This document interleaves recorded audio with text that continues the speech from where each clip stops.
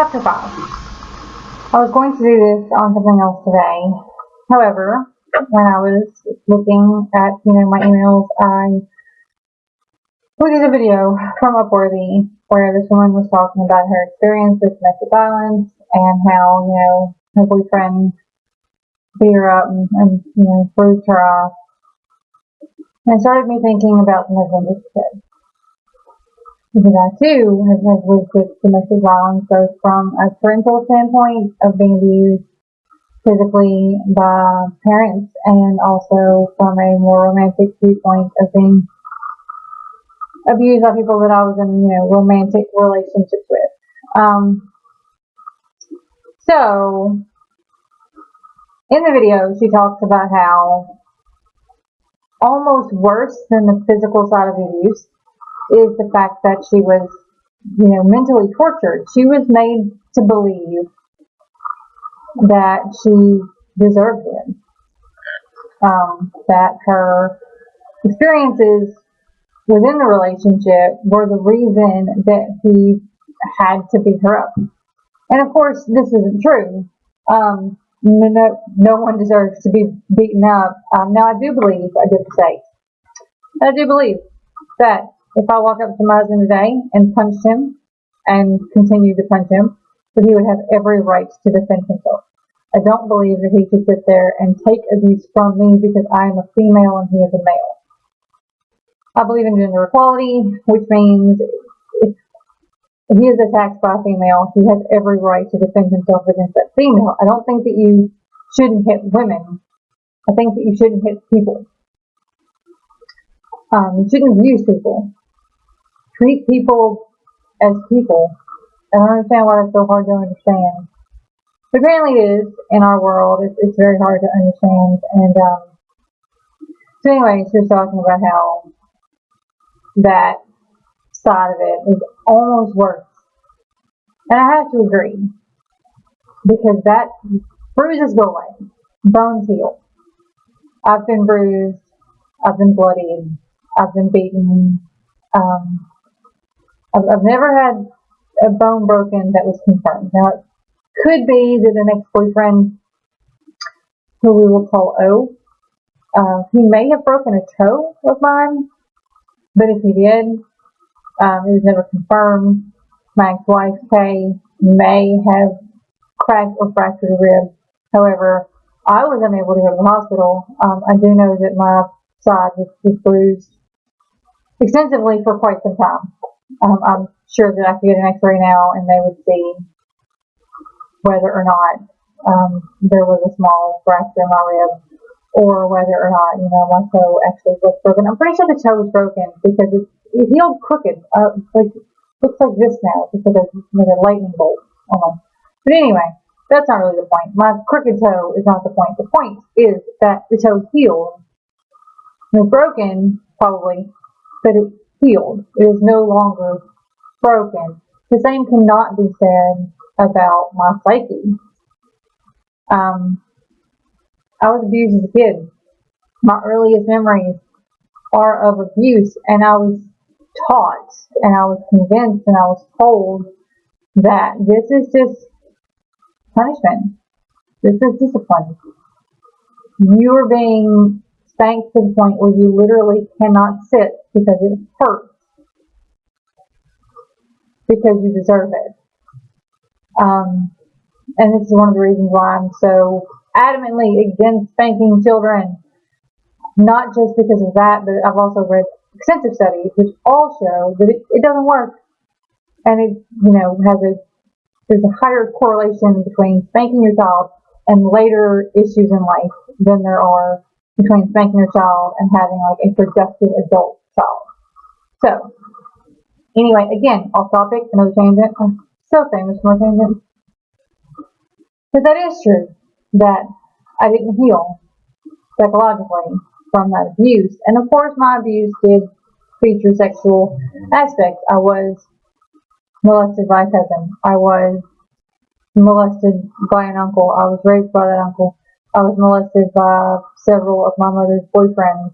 These things happened. They occurred to me, and that plays a role. But the fact that at home, with my father, who I lived with from the age of 8 years old until 17 when I moved away after graduation, I didn't feel loved because how do you love someone when you beat them? There are other aspects, of course, like how you love someone when you choose to buy alcohol over buying them food, or so on and so forth. How can you love a child but leave that child to fend for themselves when they're way too young to cook? Which is probably why I accidentally burned down my dad's kitchen when I was, I think, 11. But that's another story for another day. I have a lot of another stories for another day. But that kind of set the stage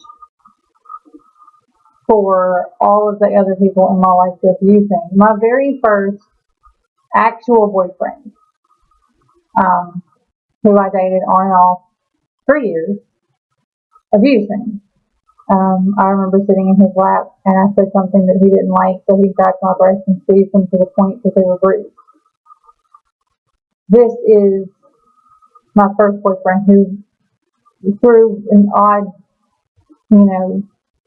life thing, he also is the uncle of my nephews, well, of two of my nephews, technically one of my nephews, but I have the firm belief that you divorce wives and husbands, not children. So, yeah, he was a bad guy. I think so, was a bad guy. But, and I allowed him to do that because to me, violence was love. That's what love was. If you love someone, you hurt them. You hurt them to correct their behavior. You did it because you loved them. And, fast forward to the next boyfriend and the next boyfriend. And pretty much all of them were in some shape, form, or fashion abusive. Sorry, that noise that you hear in the background is probably Pond. Pond is not happy right now because I won't let her out of the room because she's tearing up stuff. But anyway, even the ones that weren't physically abusive were emotionally abusive. I allowed them to convince me that I was worthless. And the first person who ever treated me differently is the person that I lost my virginity to. We'll call him P. But even then, even though he didn't coerce me into sex the way previous boyfriends had coerced me into sexual activities, and when I say virginity, I mean he's the person that I actually had penis and vagina sex with. I know that virginity is an antiquated idea. I know that it doesn't actually exist. You can, you don't break your hymen, and you can, stretch your hymen or damage the hymen in a variety of ways that are not sexual. So I know that. So I'm just saying, because that's given such a big emphasis in our culture, it had a big emphasis to me the first person that I allowed to actually penetrate my body. And even though he didn't coerce me into sex acts the way previous boyfriends and girlfriends even had, he did kind of destroy me in a way because he disappeared. For years I thought that he had committed suicide because that is what I was told by his ex-roommate, who was also my ex-boyfriend. But then I found out, he's not. We're kind of friends on Facebook. We don't actually talk. We talked once, and it was kind of weird. But we're friends on Facebook, whatever that means these days. And then so on and so forth down the line, pretty much everyone that I dated was abusive in some way. They were manipulative, or they physically abused me. They told me that I was worthless. One of the reasons that I so quickly gave in to sexual advances in the past is because so many of these people were like, well, you're damaged goods, You're raising your kid, so it's not like you can claim virginity. You've had sex before. It's not like you can claim purity or innocence. Which I now understand. Because you can understand these things on an intellectual level, but not understand them on an emotional level. And I understood them on an intellectual level. Intellectually, I understood that just because I had been raped did not make me less than. That just because I had been abused or because I had been sexually active did not make me less than. But emotionally, I felt this way. This is what had been badgered into my head repeatedly. And I don't know, it did its damage. It wasn't until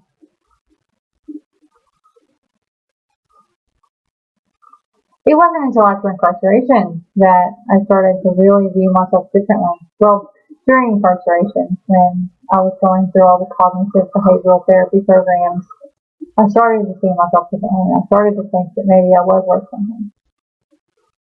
Maybe I am worth something.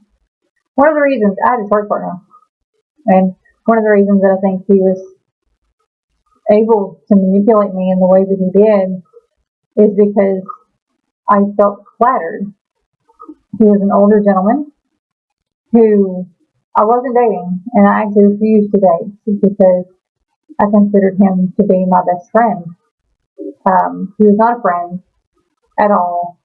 He was manipulative. He manipulated me into having a psychotic break, basically. He pushed all the right buttons. Oh, well, you're an orphan and your family doesn't love you. Oh, well, all these men look at you as nothing but a piece of meat, and that's because of your family.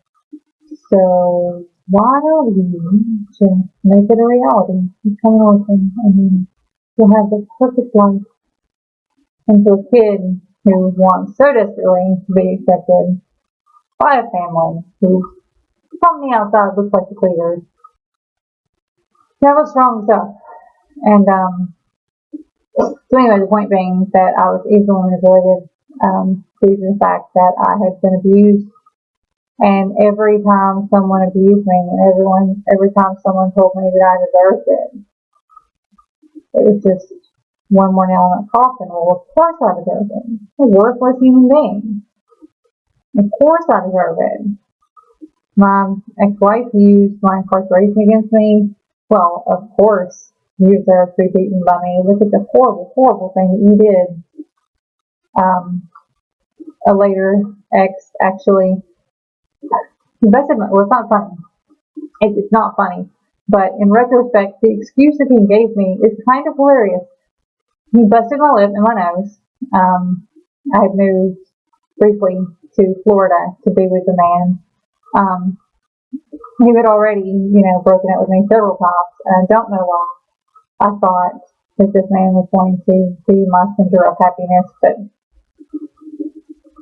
we get down there and he cheats on me, and it's a bad situation all around. He won't get a job. He won't, he's antisocial. He doesn't communicate. Like, I made friends down there. And I was only down there for like 2 weeks. And I made friends that I still have to this day that I would love to hang out with if I could just get to where they live because they moved as well. But anyway, and nothing was going on. He was cheating on me. We weren't spending any time together. The only activity that we did was have sex. And it was horrible. Well, back then, I smoked, and he smoked, and I had run out of cigarettes. And we were arguing about the fact that he had cheated on me. And I went to grab a cigarette, and he punched me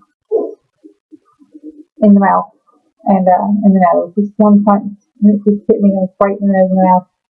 And so his excuse was that I deserved to be hit because I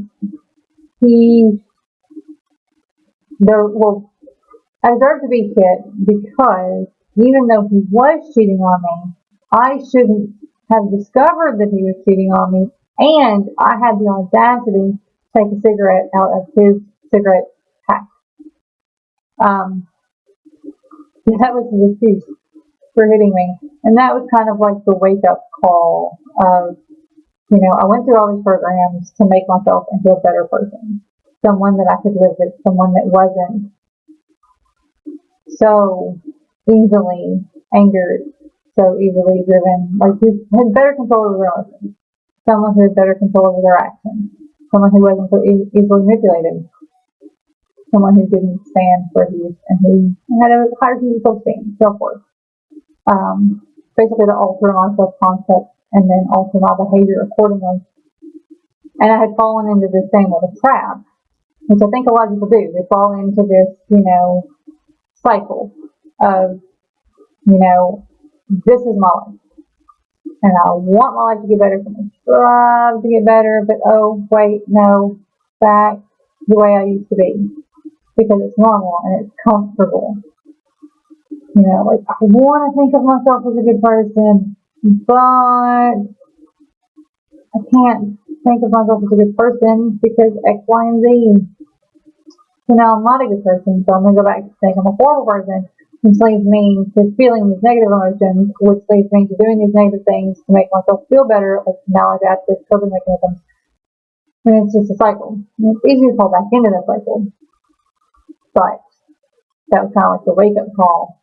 And my husband has flaws. Let's just go ahead and get that out there right now. My husband has flaws. He is not perfect at all. No one is. I don't think that he is perfect. However, I do, to some degree, owe the change in me to him because we were friends at the time and he drove. He cared so much about me as a person that he drove for like 24 hours straight. Come down there, pick me up, bring me back home, and the whole time it's just like, I'm your friend and I want to be there for you, so, I'm going to give you a place to crash, we're going to get you on your feet, we're going to get you going back in the right direction. And I think that's what I needed. I think that's what I've always needed, was for someone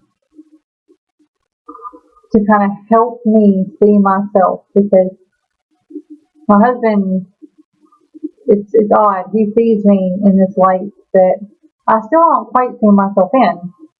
And he looks at me and he sees, a beautiful, intelligent, empathetic, caring person. And still working on it. Still working on seeing myself that way, but having someone around who sees my flaws and calls me on it, like, hey, you're kind of judgmental sometimes. And maybe, you'd work on the judgment because you're judgmental. Or, babe, I love that you're empathetic, but you need to learn how to separate your empathy from your actions sometimes, because your empathy leads you to give people 7th and 8th chances, and then you wonder why people keep hurting you. Well, maybe it's because you don't require proof of change before you allow them readmittance to your life. And I didn't want this to turn into a whole "why I love my husband" thing, but as per usual, it kind of did. Not codependent. I swear to God, not codependent. Very independent. But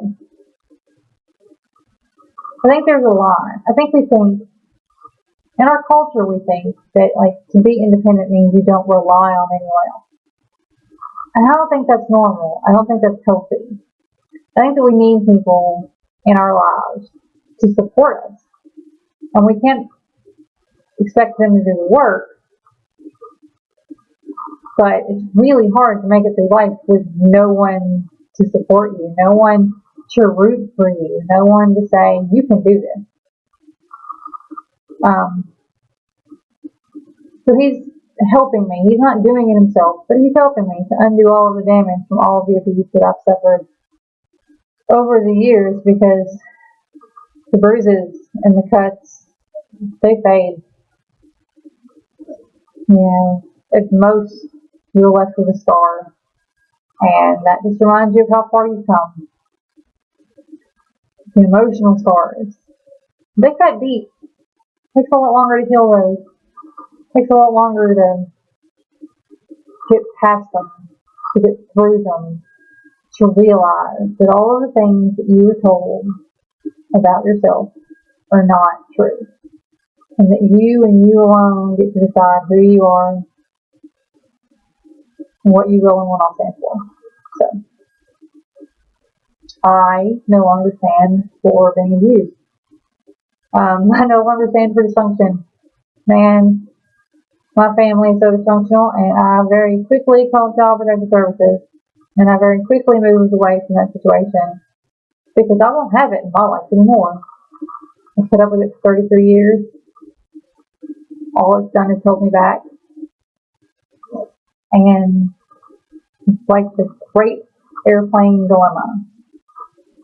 Get on an airplane and they go through the rigmarole of what to do should the little mask drop.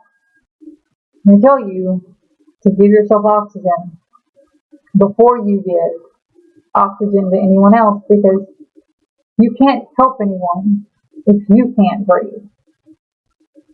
You have to take care of yourself first. You have to take care of yourself before you can take care of anyone else. And that's something that I've learned. And I'm very grateful for that lesson because currently I do believe that I'm being judged for taking care of myself first. I can't take care of anyone else, but I don't take care of me. I don't take care of me and, in a stupor. And then I can't help anyone. So that's all for today. I was trying to keep these under 20 minutes, but this just passed, the 20-minute mark some time ago. So that's it. I will be back tomorrow for chapter 6, which may or may not be on the intended topic because, I don't know, let's go on here and talk. So, later.